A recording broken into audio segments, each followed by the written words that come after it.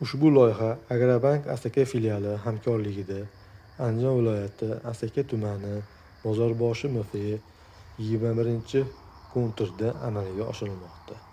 Bu yerga kartoshka ekilgan. Maydon hajmi 10 gektardan iborat.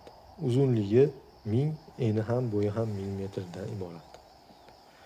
Bu yerda ekinlar zamonaviy usullar bilan parvarishlanmoqda. Har hafta sug'oriladi, chopiq qilinadi hamda tabiiy va mineral o'g'itlar bilan oziqlantirib kelinadi.